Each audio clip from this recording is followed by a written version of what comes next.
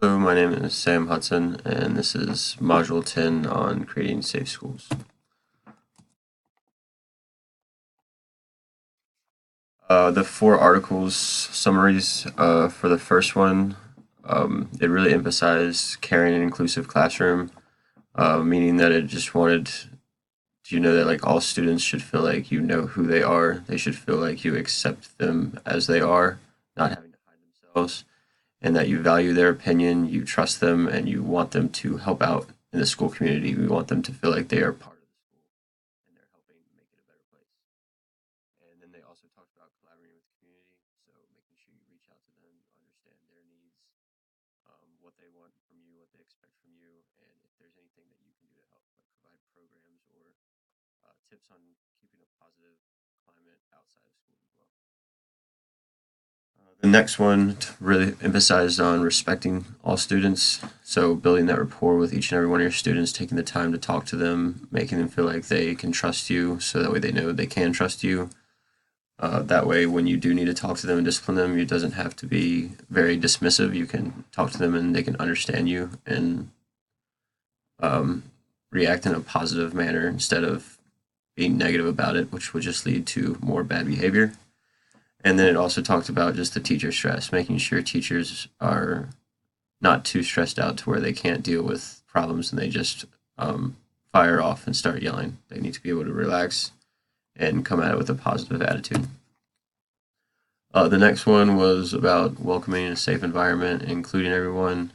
Um, really like the classroom design, making it feel safe with putting up a lot of color and posters and keeping sort of a dim, warm color lighting in the classroom. Procedures like having daily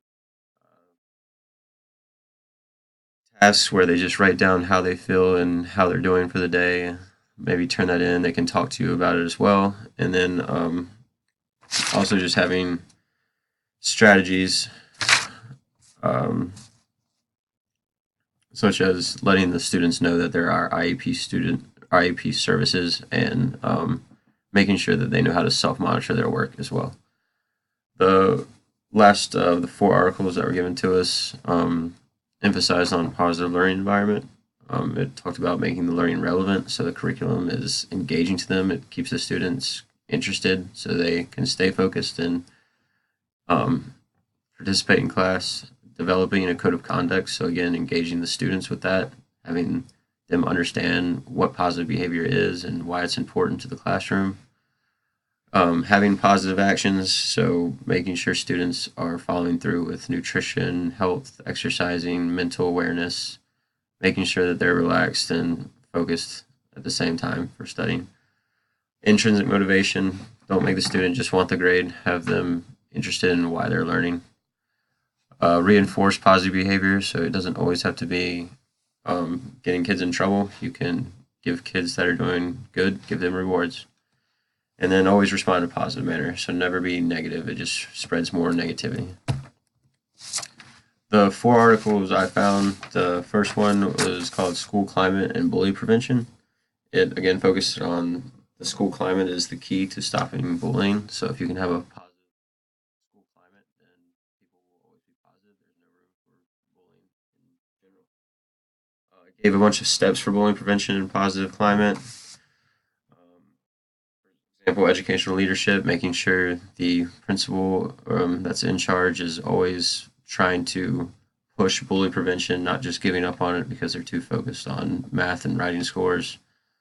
Reaching out to the community, making sure the community as a whole is chipping in. You can get outside sources to come in and have talks, professional athletes, police, counselors come in and make sure everyone's doing okay and speak about um, experiences they've had in the past. Making sure you're having assessments. One assessment I really liked was assessing the actual school climate. Is this a warm, friendly place? You can survey students. And a readiness. So if bullyingness does occur, are you ready to deal with it?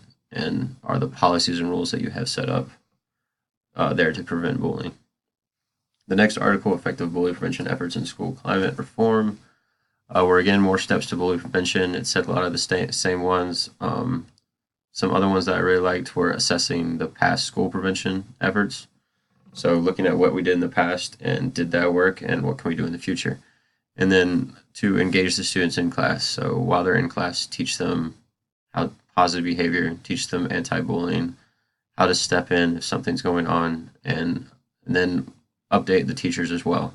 So have outside professionals come in and let teachers know about the new cyberbullying that's taking place, new technology that's going on, so teachers can be aware of any kind of bullying that's happening. The next article is bullying prevention and intervention in the school environment, fact sheets and tools. It was again a kind of step by step bullying prevention for like almost a year long plan. It had yearly professional development, like a year long plan for professional development for having ones for positive behavior, reviewing the policies, different assessments you can take. It talks about working it into the curriculum. So, for instance, I teach math, and we could take surveys on bullying data and have that as part of our curriculum, and then students can be aware of how much bullying is going on. And then promoting positive behaviors in the students and staff. The students are going to see what you do and how you act, and if you're in a positive way, they'll act in a positive way. The last article was bully prevention in public schools, and it talks about bullying behaviors, so the physical hurt or psychological distress or cyberbullying. Um, it talks about at risk, who is at risk for bullying. So pretty much anyone was at risk, but if you are of different culture or considered different, as they would say, then you are more likely to get bullied just because people don't know it's different and they don't understand it. So to prevent that, again, just creating dialogue, having students understand each other. And then again, prevention, so making sure that the policies are talked about to the students and are clear and concise, teacher training, creating a positive climate, and then having educational programs for students so students can have mediations with themselves where they talk to each other. They can have the bully and the victim come in and discuss with a mediator present. And then they can also just have anti-bullying rallies where they just meet and talk about things they can do to make the school a better place. To summarize the data given on bullying, again, everyone is at risk, some more likely than others. Others' prevention plans have shown to decrease bullying. Positive climates will increase learning with bullying decreased. Bullying can be done anywhere, so it's in schools, bathrooms, online, on the bus. It can be done anywhere at any time, so it always needs to be looked out for. 1 out of 5 admit to have been bullied. 15.5% have been admit to have been cyberbullied, and of that, the 40 to 50% of the time, the identity of the person who's doing the bullying is unknown. So they're not even sure who the person is. They're just getting bullied by somebody who's hiding behind a computer. Some procedures and policies that might be missing if there's bullying is the school staff might not be educated on what the rules and consequences are and how to deal with bullying.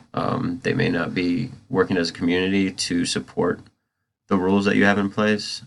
You could have a school climate that is more negative, and that's just going to increase bullying. So you should take the time to assess how the school climate is, take the time to assess if there's bullying, assess if your procedures are going well, and how you can move forward and do better.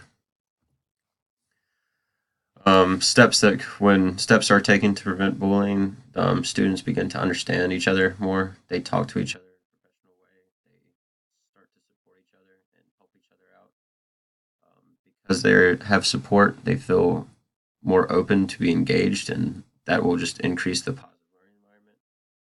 And with a positive learning environment, then just students will be more successful. They'll be more willing to be open and talk about what's going on, and not having to worry about being bullied will keep people safe and engaged. And there are my references. Thank you.